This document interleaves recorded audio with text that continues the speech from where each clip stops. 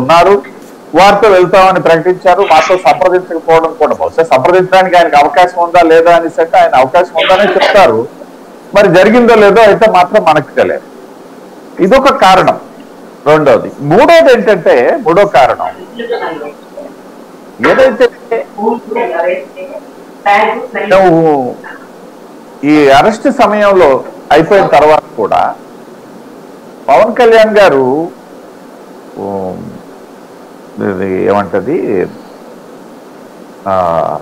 ఈ పొత్తు ప్రకటించిన తర్వాత కూడా భారతీయ జనతా పార్టీతో కలిసి తెలంగాణ ఎన్నికల్లో పోటీ చేసినటువంటి సందర్భం.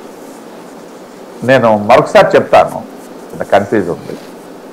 మేము పవన్ కళ్యాణ్ గారు ఆంధ్రప్రదేశ్ లో తెలుగుదేశం పార్టీతో కలిసి నడుస్తామని చెప్పేసి ప్రకటించిన తర్వాత తెలంగాణ ఎన్నికల్లో మేము కలిసి పోటీ చేశాం. ఇది కరెక్ట్ కన్స్ట్రక్షన్. సో ఈ సందర్భంలో ఒక అస్పష్టమైనటువంటి పరిస్థితి. మేము అక్కడ కలిసి అయితే పోటీ చేశాము, ఇక్కడైతే ఆయనేమో ఏకపక్షంగా ప్రకటించారు. ఒకవైపు డెవలప్మెంట్ అయితే, ఇంకొక పేర్లల్ డెవలప్మెంట్ ఏంటనేసి అంటే అదే ఎన్నికల్లో తెలుగుదేశం జెండాలు పట్టుకొని కాంగ్రెస్ కు అనుకూలంగా ప్రచారం చేసినటువంటి తెలుగుదేశం శ్రేణులు.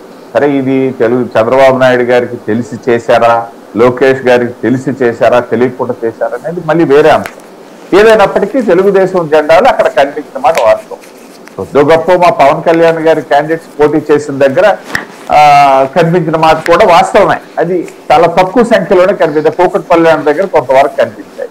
ఇంకొక విషయం ఏంటంటే ఆ ఫలితాలు కూడా ఒకవేళ గనక తెలుగుదేశం పార్టీ బలంగా ఉన్నటువంటి ట్విన్ సిటీస్ లోనా లేకపోయినట్టయితే ఖమ్మం జిల్లా లాంటి ప్రాంతంలోనా ఆ ఓటు గనక పవన్ కళ్యాణ్ గారికి వాళ్ళు నిజంగానే ట్రాన్స్ఫర్ చేసినట్లయితే అక్కడ పవన్ కళ్యాణ్ గారికి వచ్చిన ఓట్లు కూడా క్వశ్చన్ మార్క్.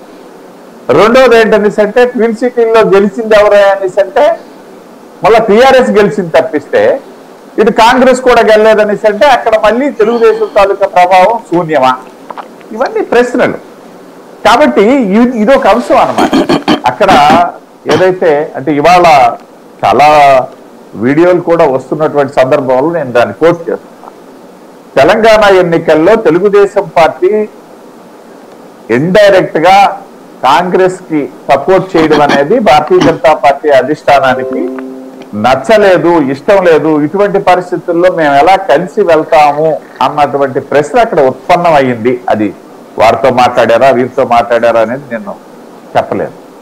ఆ ప్రశ్న ఉత్పన్నమైనటువంటి నేపథ్యంలో మా నిర్ణయం కూడా లేట్ అవుతుంది. ఇంకొక కారణం కూడా నేను చెప్తాను సాయి గారు. గత 2 పర్యాయాలు, అంతకుముందు సంగతి నాకు తెలియదు కానీ 99 తర్వాత ఎన్నికల్లో మేము కలిసి ప్రయాణం చేసినప్పుడు కానీ, మళ్ళా 2014లో మేము కలిసినప్పుడు కానీ, అరే 2004లో విడిచిపెట్టేద్దాం, అది పెద్ద కలిసి చేయడానికి లేదు. వాళ్ళు పోయారు, మేము పోయాం. ఈ 2 సందర్భాల్లో కూడా తెలుగుదేశం నార్చుడు ధోరణి